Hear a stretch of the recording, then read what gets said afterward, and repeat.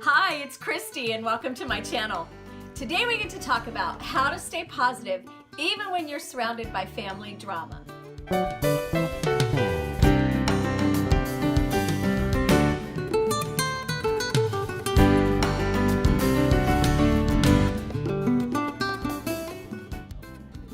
So the framework that I'm going to use today is really ancient and it's really proven.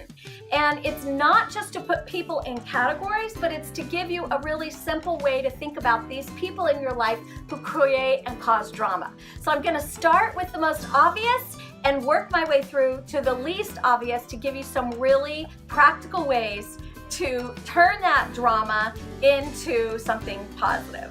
So the first one that I want to talk about is the most obvious, and it's Sunshine Sally. She's super fun. You recognize her because she's always talking, she's always laughing, she wakes up with a smile on her face. Sometimes it drives you crazy, but she's super happy. Well, what is the drama that a Sunshine Sally is going to do? First of all, she's going to talk way too much. She's never going to shut up. She's going to be snippy and nippy about all the people that are there.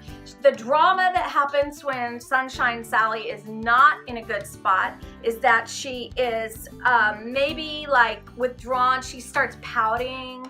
She gets super loud trying to demand all the attention. So what are the drama diffusers for your Sunshine Sally? Say that 10 times fast. Sunshine Sally, Sunshine Sally. What are the drama diffusers? The first thing you want to do is pay attention to her. Sometimes people think, well, if I just ignore her, maybe she'll go away. That will not happen. She'll just get worse. So go ahead and pay attention to her. Give her a task or a job that's in the middle of the action. Keep her in the middle of it all. Give her something to do that's all around people. You want to give her lots and lots of interaction with other people. That helps her be happier and that diffuses her drama. And finally, you want to make sure that you make it super fun as much as you can, because Sunshine Sally is all about fun. And the more fun you can make the interaction and your time with her, as she's interacting with people, the less drama you're going to have, and the more you're just going to feel positive about Sunshine Sally, the more you're going to want to be around her, and the pleasanter she is going to be for your family gathering. Okay, so let's go on to Action Annie. She's the second most obvious, and the way that you recognize her is because she's super, super high energy. She's the one that planned the whole event, probably. She's the one who made sure everybody was doing their part in the family gathering. She's super, super, super about, you probably guessed it, control. Action Annie is a control freak, and you notice her drama start to happen like this. You'll see her get really angry, you'll see her start yelling, or even more telling often in families, if Action Annie can't win, she won't play. So she'll withdraw. You'll find her off hiding somewhere. That doesn't happen very often. Usually she's more likely to, especially with family, engage with a lot of anger and a lot of noise. So what do you do when that drama erupts? First of all, let Action Annie be in control. Just save yourself a lot of agony because usually they're very good at it. So you want to make sure that they have something to control, some aspect of your time together. You also want to make sure with Action Annie that you are commenting on how hard she's working, because everything for Action Annie is about my value comes about when I can perform, and I can perform best when I'm in control.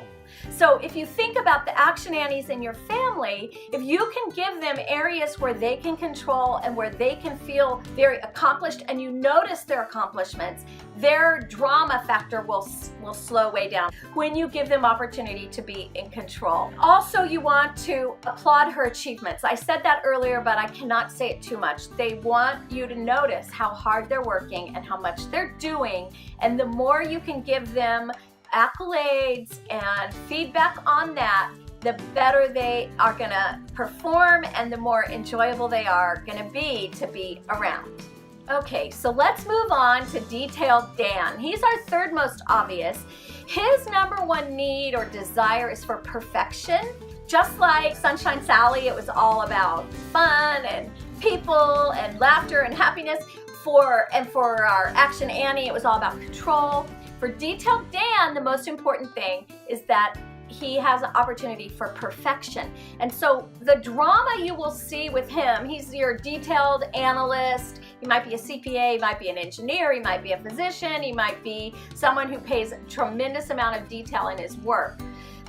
Detailed Dan gets very, very discouraged, and his drama erupts when he feels like he has no way to make everything perfect or he doesn't have enough details. So you'll see this by him becoming incredibly negative, incredibly judgmental, incredibly critical. You'll hear all this coming out and you're like, man, where is that coming from? Well, it's coming because he feels a lack of ability to understand the details, a lack of time to do what he really wants to do, which is make something perfect, right? And he gets this anxiety that comes up, and that's how it plays itself out. The other thing in families, especially I see, is that detailed Dans will give you the silent treatment.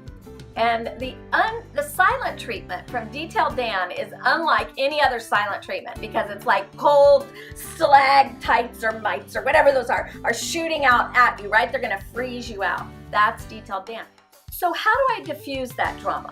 So first of all, you want to give them as much time as possible to attend to the details. They're very good at the details. So if you have an idea or you want to do something, maybe ask them to look it over and give you feedback if you've remembered everything that you need to remember for what you're doing.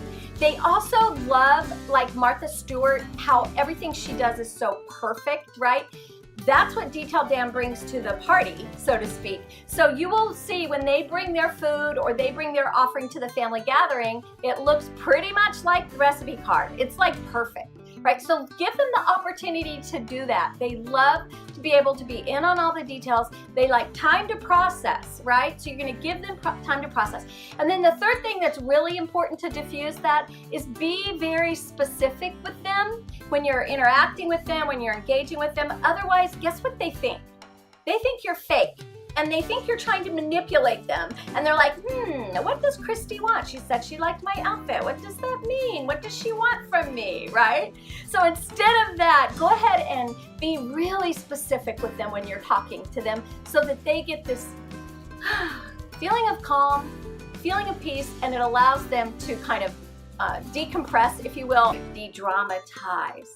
Okay, so let's look at our fourth style, the one that you probably are like, well, Christy, I recognize all the others, but I don't recognize this other one who always drives me crazy. It's probably because they're peaceful Paul. And they need more than anything a lack of conflict. And so when they feel conflict, right, the drama rises. And the way the drama rises in Peaceful Paul, the least obvious of all the styles, is they disappear. They'll be like, where's Peaceful Paul? Oh, he's taking a nap. Again? He already took a nap. Like, he disappears. He goes for a walk, or he procrastinates. You ask him to do something and it's so chaotic and so conflict driven, they procrastinate. They're super big procrastinators.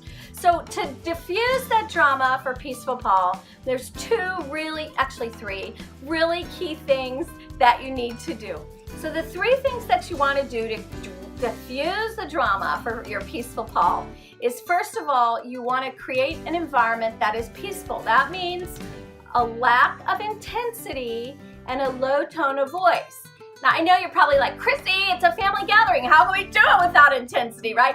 Well, Peaceful Paul, to them, a loud tone of voice and a real strong intensity is so off-putting for them. That's what they want to escape.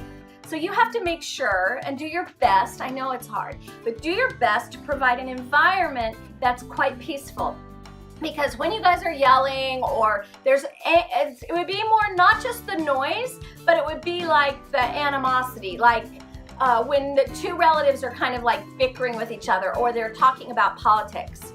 I would recommend not talking about politics just because it's so anxiety producing for so many people. So Peaceful Paul really does not like that and will leave, will escape, will put himself out of the environment to avoid that kind of conflict that he would be experiencing. So first of all, low tone of voice, lack of intensity, and thirdly, they are wonderful listeners. They have a great sense of dry humor and they're really good listeners, and so they really like it when you listen to them. So when you're talking to them, don't just give them your ear. Like, really focus on them so that they know you're interested and you care, and that will diffuse their drama. So I hope this was helpful as you think about the drama, the family drama that you might be having around this time of year.